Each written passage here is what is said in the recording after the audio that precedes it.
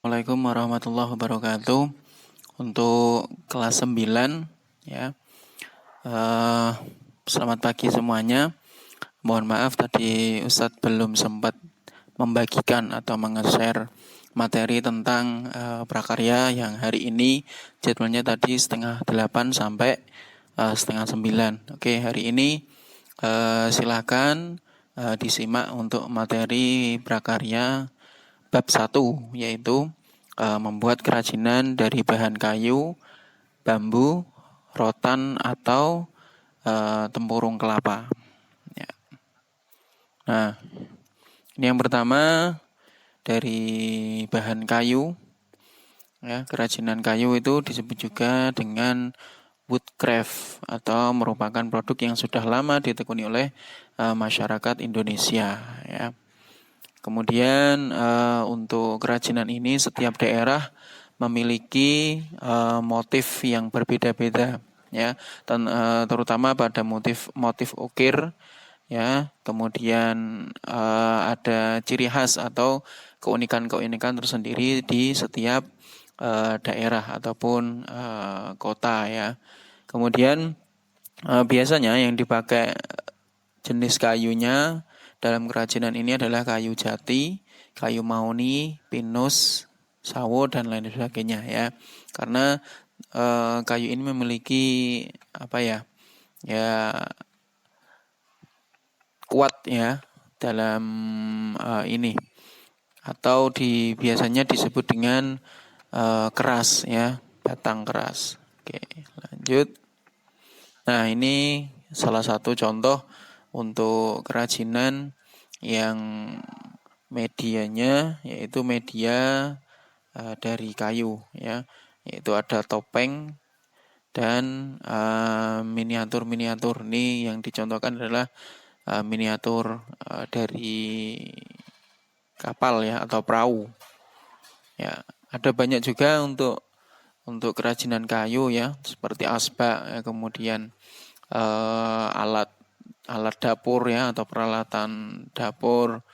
Kemudian ada kursi, meja dan lain sebagainya. Nah, itu termasuk bahan-bahan yang prosesnya menggunakan kayu keras atau bahan keras.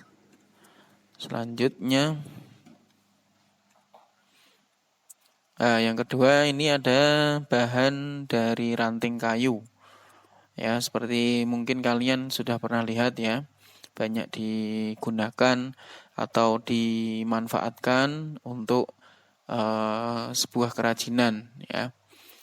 Seperti apa ya? Ya, banyak sekali contohnya. Nanti bisa di browsing atau cari di Google, ya. Nah, teknik kerajinan ini menggunakan teknik konstruksi, ya. Jadi dia dirangkai kemudian dijadikan sebuah kerajinan, ya. Ranting pohon dapat dijadikan kerajinan seperti tempat pensil dan bingkai foto, ya. Ini salah satu contohnya.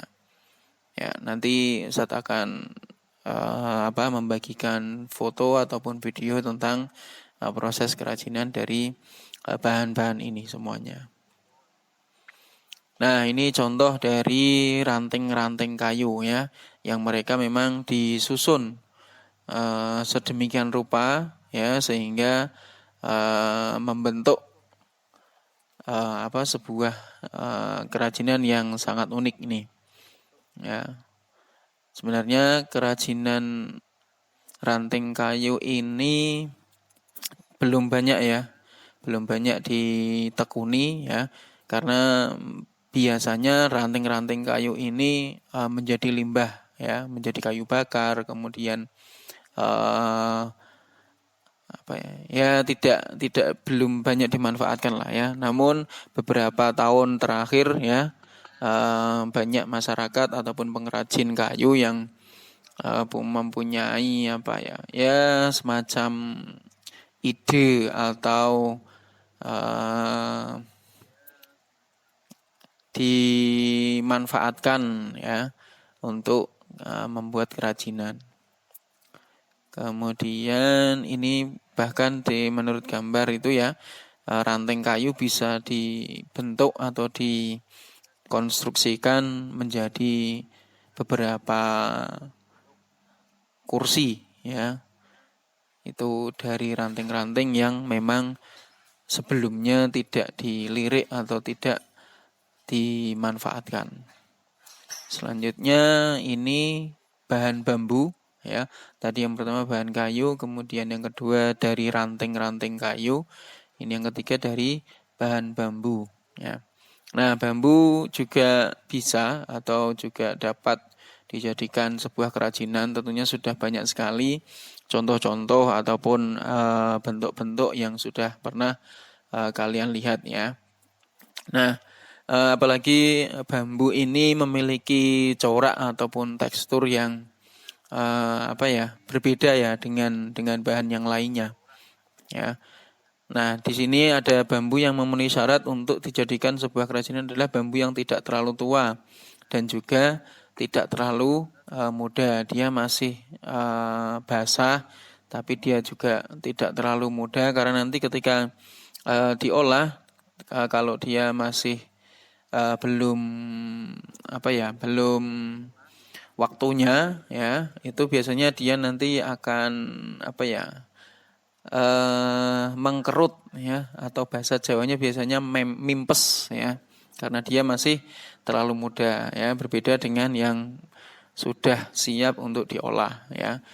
Kemudian kalau yang terlalu tua juga nanti kalau dibuat kerajinan nanti akan pecah ya, karena dia sudah kering ya. Itu kalau dibuat kerajinan nanti ya tidak maksimal hasilnya ya. Oke. Bambu merupakan tanaman yang dapat tumbuh subur di wilayah tropis. Nah, ini perlu digarisbawahi juga ya. Termasuk Indonesia ini banyak sekali jenis-jenis bambu ya. Terutama di daerah Jawa Barat itu banyak sekali jenis-jenis bambu yang memang khusus untuk dijadikan sebuah hasil karya kerajinan ya. Seperti angklung, kemudian ada pernak-pernik ataupun bentuk miniatur bangunan ataupun dia sebagai lukisan ya, banyak sekali nanti. Oke, kita lanjut saja. Nah, ini beberapa contoh kerajinan yang dihasilkan dari bahan bambu ya. Di gambar sebelah paling kanan itu bonggol bambu yang dimanfaatkan menjadi sebuah bingkai foto ya. Itu bagian yang paling bawah atau bonggolnya ya. Kemudian yang sebelahnya itu ada hiasan lampu ya, yang memang itu dibentuk sedemikian rupa ya, diikat kemudian dijadikan hiasan lampu ya. Nah, banyak sekali ini bambu ya. Kemudian yang selanjutnya ada rotan ya, atau disebut juga kalau orang Jawa itu menjalin ya, jalin ya. Yang rotan ini juga merupakan jenis tanaman pinang-pinangan. Dia hidup di alam tropis juga ya. Dia teksturnya itu keras, cuman dia lentur ya. Makanya jenis atau bahan ini dapat dijadikan sebuah kerajinan. Kemudian rotan merupakan bagian dari tanaman yang paling banyak dimanfaatkan untuk membuat kerajinan, yaitu di bagian batangnya ya, karena memang untuk rotan ini ya memang batangnya ya yang dijadikan untuk kerajinan. Kemudian getah rotan dapat digunakan sebagai bahan baku pewarnaan pada industri keramik dan farmasi. Nah, kalau ini getahnya bisa dimanfaatkan untuk bahan baku pewarna ya dan farmasi ya dalam industri kesehatan. Kemudian kalau pewarna ini di industri keramik ya. Makanya sekarang banyak keramik yang punya tekstur warna berbagai macam ya. Oke, ada yang pernah lihat ada yang belum pernah lihat rotan? Ya, nanti coba browsing ya. Kalau belum pernah lihat, silakan nanti browsing di Google. Nah, ini merupakan contoh dari kerajinan bahan rotan ya, sesuai dengan ukurannya. Kalau ukurannya besar-besar ya itu dijadikan biasanya kursi ataupun meja ya, bangku itu. Nah, kalau kecil seperti ini bisa dijadikan tas ya. Kemudian pelindung kursi ini ya.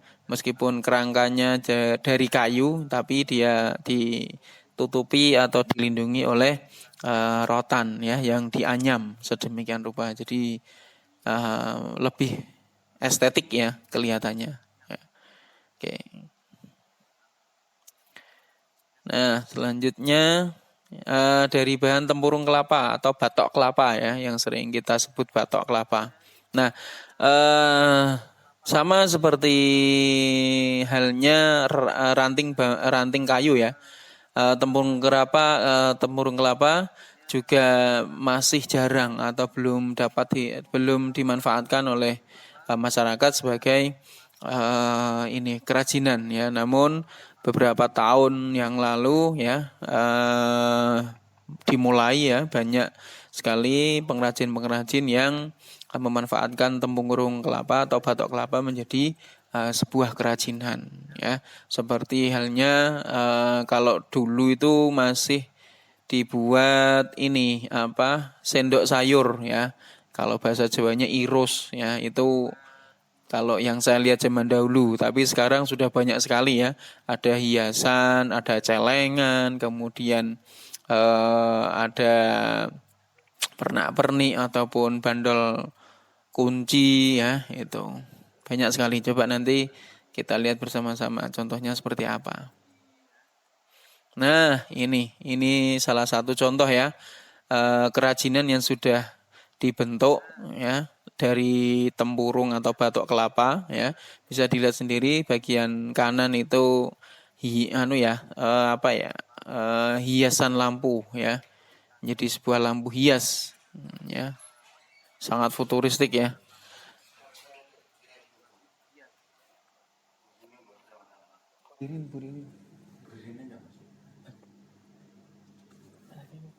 Kemudian di sampingnya itu ada kayak ketel ya atau teko yang terbuat dari tempurung kelapa. Ini sangat unik sekali. Kemudian ada juga pasangannya yaitu cangkir ataupun gelas.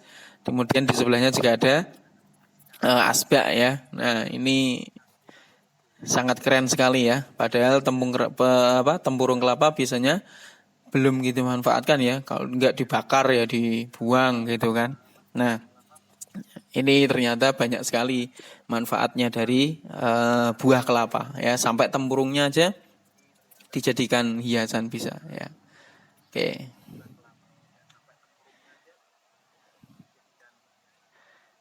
Nah, ini karakteristik bahan, alat teknis dan proses pembuatan produk kerajinan yang memiliki fungsi hias. Nah, tadi ya, kita ada 5 bahan. Yang pertama apa tadi? Ya, kayu. Kemudian ranting kayu. Yang ketiga, bambu. Yang keempat tadi, rotan. Dan yang kelima, iya, batok kelapa atau tempurung kelapa. Nah, ini nanti selanjutnya yang poin B kita akan membahas karakteristik bahan tersebut ya, bahan 5 bahan tadi. Kemudian apa sih yang dibutuhkan ketika kita membuat kerajinan dari 5 bahan tersebut? Tentunya alat dan tekniknya berbeda-beda ya, karena juga tadi memiliki karakteristik yang berbeda juga ya. Dan nanti ya hasilnya juga akan berbeda ya. Oke. Yang pertama ada kayu ya. Untuk mengolah bahan kayu menjadi barang kerajinan, biasanya teknik yang digunakan adalah carving ya, atau memahat ya, atau mengukir ya, bahasa ininya familiarnya ya, teknik memahat atau carving. Kemudian teknik ini merupakan teknik yang dilakukan dalam proses pengambilan bagian-bagian dari bahan yang tidak diperlukan ya. nanti dibuat atau dibentuk gambarnya dulu, kemudian setelah itu baru dipahat atau diukir, ya. Nah, ini ada lingkaran biru ya. Dalam memahat diperlukan desain bentuk yang telah dirancang sebelumnya. Jadi kayunya itu disiapkan dulu, kemudian digambar memakai pensil ataupun alat gambar, ya.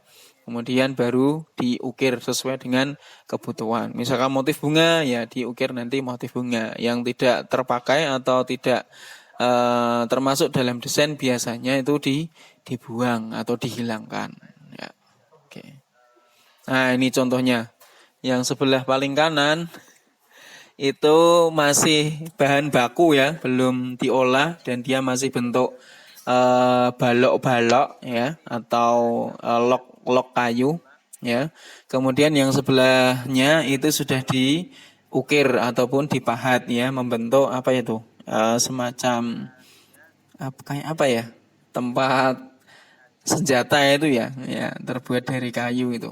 Ya, oke. Kemudian, ini yang hobinya bikin konten kereta api nih, Hobul ya.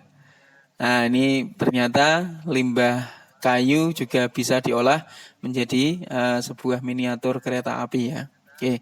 Kemudian di sebelahnya ini tempat apa ini?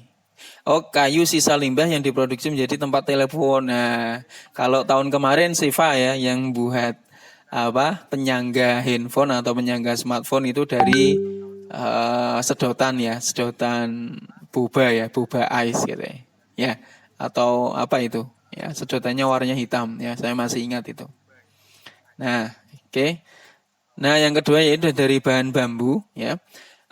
Bambu memiliki banyak hasil atau kerajinan ya, termasuk yang pertama anyaman bambu yang dijadikan tikar atau dinding rumah tradisional dan yang lainnya ya, atau bisa disebut apa ya, gedek ya kalau anyaman bambu itu ya. Terus kalau tikar itu namanya kere ya, itu yang dibuat penutup di teras-teras rumah agar cahaya matahari tidak masuk secara langsung itu ya.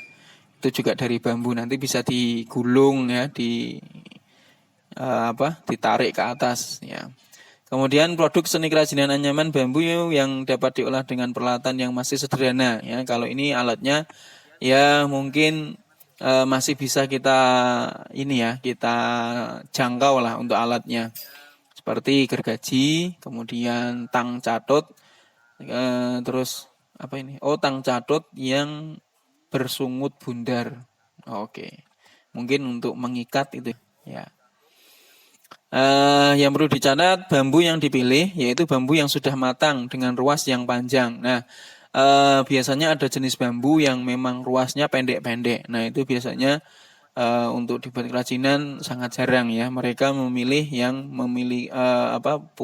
bambu teksturnya itu memiliki ruas yang panjang ya, atau rosnya itu panjang.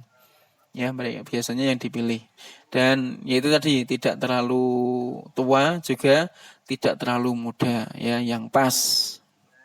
Oke, lanjut.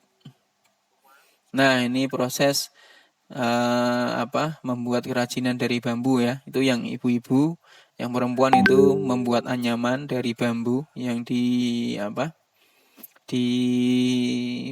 tipis atau diiris tipis-tipis, kemudian dibuat anyaman, bisa tempat nasi dan sebagainya ya. Kemudian yang sebelahnya itu bapak-bapak ya, dia membuat seperti sebuah kerajinan lah ya. Itu alatnya juga terlihat ada gergaji, pisau ya, kemudian yang lainnya ya. Ini alatnya yang digunakan biasanya masih sederhana ya. Kalau yang untuk mengiris bambu itu menjadi bentuk yang tipis-tipis ya, ada pisau, kemudian ada sabit ataupun alat tajam ya, pisau yang besar itu. Kemudian selanjutnya ini dari bahan rotan. Nah, ini tahapan pengolahan rotan dimulai dengan penggorengan. Oh, digoreng dulu ternyata ya. kemudian penggosokan atau pencucian, yang selanjutnya pengeringan, ya, kemudian di pengupasan atau pemolesan atau pemutihan, ya, kemudian pengasapan, pelurusan atau pembengkokan dan pengawetan. Nah, ini prosesnya panjang sekali ya kalau rotan ya, karena ya memang dia memiliki karakteristik tadi ya, karena memang bahannya itu dari alam ya, biasanya masih panjang-panjang itu. Kemudian tadi ada tahapan penggorengan dulu, penggosokan untuk penyucian, dikeringkan, dikupas, kemudian dipoles ya, kemudian diluruskan atau dibentuk, dan ada yang terakhir yaitu proses pengawetan terlebih dahulu. Kenapa proses pengawetan dilakukan? Ya karena memang bahan rotan tadi memerlukan proses pengawetan agar tidak mudah atau tidak diserang hewan ya. Biasanya kan ada itu hewan yang suka gerogoti kayu atau bahan yang lainnya ya. Oke. Nah, dalam proses membuat struktur kerajinan rotan, teknik yang digunakan adalah melengkungkan rotan dengan bantuan panas. Ya, tadi ya. Jadi setelah diproses sedemikian rupa, kemudian baru dibuat, yaitu masih ada teknik lagi atau menggunakan teknik pemanasan ya. Mungkin agak di open atau di apa gitu ya. Biasanya kan sekarang sudah ada alat untuk mengopen kayu ya, agar dia mudah dibentuk itu tadi. Ya, oke. Next. Nah, ini ya, yang kalian lihat itu bukan besi ya, itu rotan itu. Itu rotan yang sudah siap untuk dibuat kerajinan ya. Dan yang sebelahnya itu bapak-bapak yang membuat kerajinan rotan dibentuk menjadi sebuah kursi ya. Oke. Lanjut. Kemudian berikutnya ada tempurung kelapa ya. Nah, pengolahan kerajinan dari tempurung kelapa dimulai dengan buah kelapa yang dikupas terlebih dahulu dengan cara dipisahkan antara serabut kelapa dan tempurungnya ya. Kemudian pengolahan tersebut dapat dilakukan dengan cara manual ya, yaitu menggunakan parang ataupun pisau yang besar ya. Nah, jadi memang kalau di tempurung kelapa itu yang digunakan memang yang sudah tua ya. Kalau yang masih muda ataupun masih basah itu tidak direkomendasikan ya. Yang direkomendasikan itu tempurung kelapa yang sudah tua ya. Itu nanti hasilnya juga akan maksimal. Kemudian untuk lebih memudahkan dalam pengerjaannya, gunakan kaca untuk membersihkan. Oh, ternyata membersihkan serabut-serabutnya itu pakai kaca ya. Itu lebih memudahkan ya. Tentunya ya harus hati-hati ya dalam membuat kerajinan ini. Oke, lanjut. Nah, ini bapaknya pakai pisau ya, itu pakai cutter itu ya untuk membersihkan atau memisahkan serabut-serabutnya dari tempurung kelapanya. Nah, itu masih proses ya, itu belum jadi, masih setengah jadi itu. Oke. Nah, ini besok saja ya. Kita tadi bahas itu dulu, yaitu bahan-bahan yang dibuat untuk kerajinan. Tadi ada 5. Apa saja tadi? Ya, kayu, kemudian ranting kayu. Yang ketiga, ya ada bambu. Yang keempat, ada rotan. Terus yang kelima, tempurung kelapa. Nah, tadi sudah ada teknik-teknik dan karakteristik dari bahan-bahan tersebut ya. Jadi nanti bisa dipelajari, dibaca-baca, nanti browsing-browsing di YouTube ataupun di Google untuk lebih memahami, kemudian lebih punya wawasan nanti tentang kerajinan-kerajinan dari 5 bahan tersebut. Oke. Kalau ada pertanyaan silakan nanti ditulis di kolom komentar, silakan nanti untuk ditanyakan ya. Ada tugas Ustadz ya, biasanya seperti itu ya. Oke, untuk hari ini tidak ada dulu, kita materi dulu. Minggu depan nanti baru kita ada penugasan atau kita memilih salah satu mana yang akan kita praktekkan ya dari 5 bahan ya. Nanti selanjutnya juga gitu. Kita sudah nih bikin praktek dari kayu ini misalkan. Sudah ya berarti selanjutnya ya bambu ya, ranting kayu. Kalau rotan nanti ya coba kita nanti bahannya ada atau enggak ya. Kalau enggak ya memang agak susah ya kalau rotan ya. Ya kita buat yang lebih mudah ya dicarinya. Ya, oke. Kalau begitu mungkin sampai di sini saja materi yang dapat saya sampaikan. Nanti jangan lupa mengisi absensi di Google Form yang nanti juga saya sertakan di materi hari ini. Oke, terima kasih. Kurang lebihnya maaf. Kita tutup dengan bacaan alhamdulillah. Alhamdulillahirabbil alamin. Sekian dari saya. Kurang lebihnya mohon maaf. Wassalamualaikum warahmatullahi wabarakatuh.